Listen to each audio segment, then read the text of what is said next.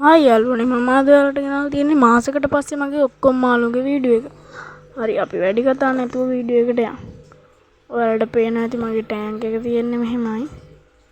ඔයාලට හොඳට බැලුවොත් ඉස්සෙල්ලා වීඩියෝ එකයි මේ වීඩියෝ එකේ කොහොමද මගේ මාළුන්ගේ වර්ධනය කියලා බලා ගන්න පුළුවන්. මාසෙට ඇරවානගේ සයිස් එක කොහොමද කියලා බලන්න පුළුවන්. ඉස්සෙල්ලා වීඩියෝ එක බලලා මේ වීඩියෝ එක බැලුවොත් ඇරවාන මාසෙට කොච්චර ලොකුලාද කියලා වලට හරියට බලා ගන්න පුළුවන්. ඔය ඉන්නේ මගේ ටැංකියට එකතු වුණු අලුත් සමාජිකයා මගේ ආරා. ඊට පස්සේ ඉන්නවා සිල්වර් ඩ්‍රොස්ල දෙන්නයි ක්ලවුඩ් නෝස්ල දෙන්නයි. ඔයාලා දන්නවා. දැන් ඔයාලට පේනවා ඇති ඇරවානගේ සයිස් එක කොහොමද කියලා. මගේ ආරා නම් සුපිරිම ඇක්ටිව් එකේ ඉන්නවා.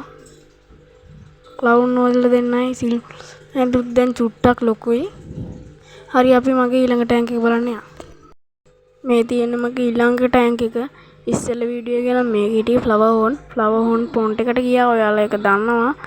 හරි දැන් මේකේ ඉන්න මාළු බලන්න අපි යමු.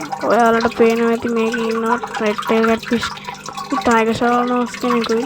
මේ දෙන්න ගේන වීඩියෝ එක රෙඩ් ටේල් කැට්ෆිෂ් ගෙනල්ලා දැන් සතියකමාරක් විතර වෙනවා. සතියකමාරට ඔයාලට පේනවා ඇති රෙඩ් ටේල් කැට්ෆිෂ්ගේ වර්ධනය. ටයිගර් ෂාවර්නෝස් දැන් නම් චුට්ටක් ලොකුයි. හරි අපි පොන්ට් එක බලන්න යමු. මේ තියෙන්නේ යාළුවනේ මගේ පොන්ට් එක. පොඩ්ඩක් පොන්ට් එකේ DSL පාරක් වැදිලා තියෙන්නේ. ඒක ගණන් ගන්න එපා. දැන් බලන්න මගේ ඔස්කල් ටික නම් දැන් පට්ටම ලොකුයි. රෙඩ් ටේල් කැට්ෆිෂ් නම් දැන් අඩියට මාරම කිට්ටුයි. තව මේකට අලුතෙන් ඇඩ් වුණා මගේ ෆ්ලවර් හෝන් මේකට දෑවා. තව මේ ඇල්බිනෝ පාකු දෙන්නකු රෙඩ් බිලි පාකු දෙන්නකු ඉන්නවා. තව ඔයාලා දන්නවා ඇති මාරම රෙයා මාළුවෙක් මම මේ ෆොන්ට් එකට ගෙනාවා.